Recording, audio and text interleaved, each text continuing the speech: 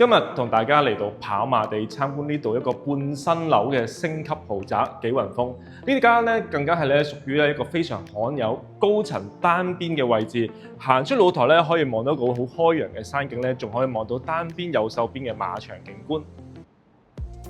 紀雲峰坐落於港島嘅核心位置，屬於呢度嘅傳統豪宅地段，而且呢度咧屬於區內一個半新嘅樓齡，位置相對咧安靜同埋高私隱度，但係揸車落去銅鑼灣咧，亦都係幾分鐘嘅時間，屬於真正嘅靜中帶旺。喺大門入嚟咧，就係呢個單位一個非常氣派嘅玄關位，可以見到呢個玄關位咧側邊咧都有空間可以做翻啲櫃，再加上啲裝飾咧點綴下間屋咧就十分不錯。再入到嚟咧就係成個單位嘅客飯廳，成個客飯廳極之有空間感，因為咧特高嘅樓梯加上全落地玻璃嘅設計，成個單位客飯廳都係非常四正。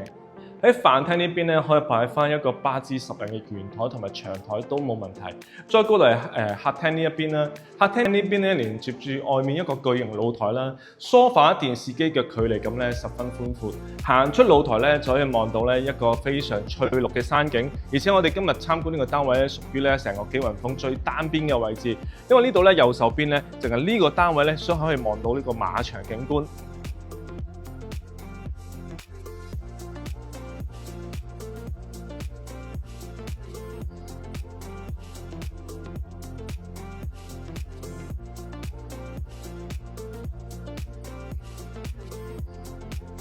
廚房呢邊咧採用咗個長形嘅設計啦，左手邊咧有好多儲物空間，而另外一邊咧就有幾面嘅工作台，加上咧廚房呢邊咧都擁有一個大玻璃，可以咧望住另外一邊嘅山景，令到成間屋咧十分通透。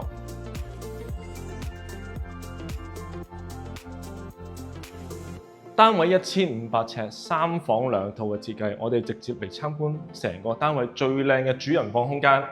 主人房嘅空間感極好，間隔四正之餘咧，可以見到咧側邊咧擺咗衣櫃之餘咧，成個主人房仲有好多空間。而且最大賣點咧就好似我頭先咁講，呢個咧屬於一個咧紀雲峰最單邊高層嘅位置。喺主人房咧有一個 L 型嘅轉角玻璃咧，喺呢度咧就可以同時欣賞咧司徒拔道嘅山景同埋前面一個馬場景觀。